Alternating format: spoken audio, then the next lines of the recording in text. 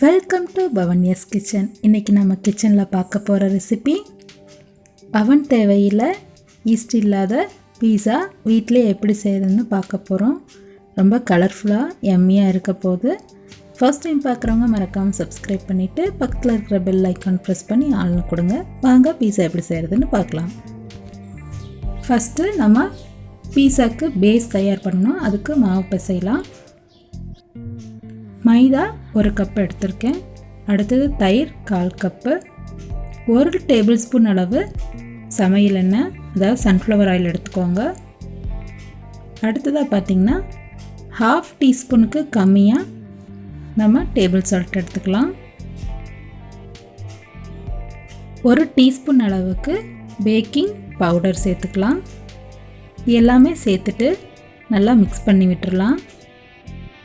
மாவு நல்லா சாஃப்டாக ஃப்ளஃபியாக இருக்கணும்.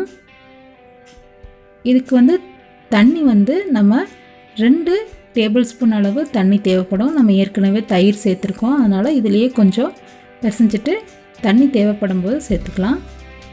இப்போ 2 டேபிள் ஸ்பூனில் 1 டேபிள் ஸ்பூன் அளவு ஆட் பண்ணியிருக்கேன். மாவு கையில் ஒட்டுற மாதிரி தான் இருக்கும். நீங்கள் நல்லா பிசைஞ்சு எடுக்க நல்லா நீட்டாக சாஃப்டாக வரும். இந்த அளவுக்கு பிசைஞ்சதுக்கப்புறம் இன்னும் கொஞ்சம் தண்ணி தேவைப்படுது. அதில் கொஞ்சம் பாதி எடுத்துட்டு நம்ம சேர்த்துக்கலாம். சேர்த்துட்டு நல்லா பிசைஞ்சு எடுத்துக்கலாம்.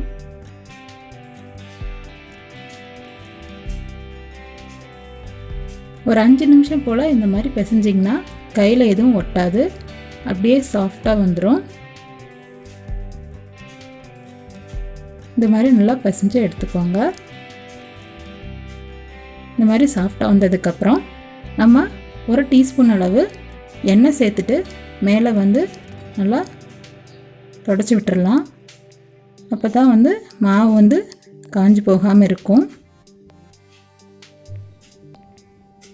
எண்ணெய் நல்லா ஆட் பண்ணி சுற்றிலும் நல்லா தொடச்சி விட்டதுக்கப்புறம் நம்ம ஒரு ஈர டவலோ இல்லைன்னா ஒரு மூடி போட்டு ஒரு 30 நிமிஷம் அளவு நம்ம ரெஸ்ட்டில் வச்சுருக்கலாம். இப்போ மாவு 30 நிமிஷம் ஆயிடுச்சு. பாருங்கள் நல்லா எவ்வளோ சாஃப்டாக இருக்குன்னு. கையில் கொஞ்சம் ஒட்டுற மாதிரி இருக்கும். நல்லா திருப்பி ஒரு 2 நிமிஷம் நல்லா மசிச்சு எடுத்துக்கோங்க. இப்போ பீஸா பேஸ்க்கு மாவு தயாராகிடுச்சு. நம்ம இதை சப்பாத்தி தேய்க்கிற கட்டையில் வச்சுட்டு திரட்டிக்கலாம்.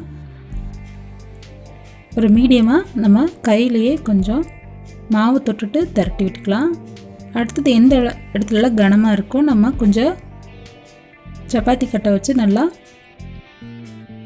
சமமாக நல்லா தேய்ச்சி எடுத்துக்கலாம்.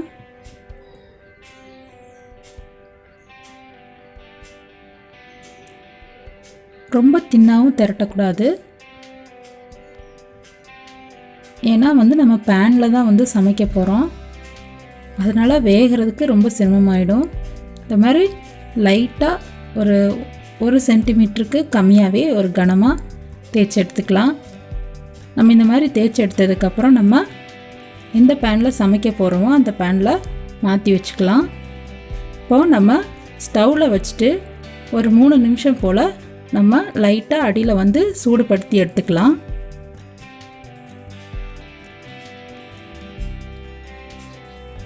மூணு நிமிஷம் ஆனதுக்கப்புறம் நம்ம கொஞ்சம் தூக்கி பார்க்கலாம். லைட்டாக அந்த பேஸ் வெந்திருக்கும்.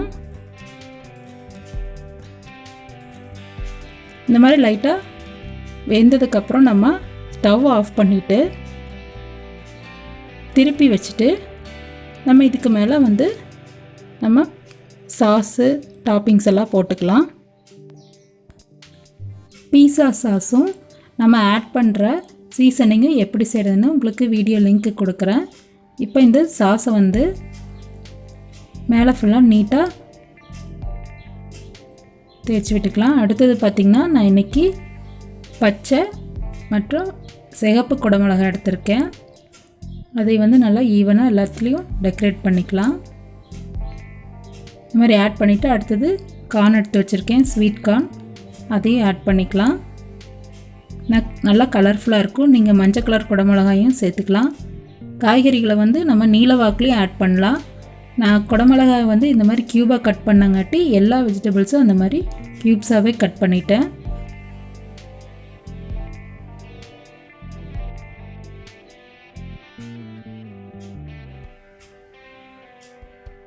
இந்த மாதிரி வெஜிடபிள் டாப்பிங்ஸ் எல்லாம் முடிஞ்சதுக்கப்புறம் நம்ம இதில் அடுத்து சீசனிங் ஆட் பண்ணிவிட்டு சீஸ் ஆட் பண்ணியிருக்கோம், மொசரல்லா சீஸ் ஆட் பண்ணியிருக்கோம். பீஸாக்கு உண்டான டாப்பிங்ஸ் எல்லா வேலையும் முடிஞ்சது. அடுத்தது அந்த பேனை அப்படியே டைரெக்டாக வந்து ஸ்டவ்வில் வைக்காமல் கீழே ஒரு தோசை தவா ஆட் பண்ணியிருக்கேன். ஏன்னா பார்த்திங்கன்னா கீழே வந்து அந்த பேஸ் வந்து கரிஞ்சு போயிடும், ரொம்ப ரொட்டியாட்ட காஞ்ச மாதிரி ஆகிடும். அதனால் கீழே தம் போடும் இல்லையா பிரியாணிக்கு, அந்த மாதிரி கீழே ஒரு தவா வச்சுட்டு மேலே இந்த பேன் வச்சு இப்படி மூடி வச்சுக்கலாம். 10லேருந்து ஒரு 15 நிமிஷம் போல் ஆகும். நல்லா வெந்து சீஸ் எல்லாம் மெல்ட் ஆகி வரும். சூப்பரான ஹோம்மேட் பேன் பீஸா ரெடி ஆயிடுச்சு. நீங்களும் உங்கள் குழந்தைகளுக்கு செஞ்சு கொடுங்க. ட்ரை பண்ணிவிட்டு எப்படி இருந்ததுன்னு கமெண்ட் பண்ணுங்கள். உங்களுக்கு இந்த ரெசிபி பிடிச்சிருந்ததுன்னா மறக்காமல் லைக் பண்ணுங்கள், ஷேர் பண்ணுங்கள், கமெண்ட் பண்ணுங்கள். தேங்க்ஸ் ஃபார் வாட்சிங்.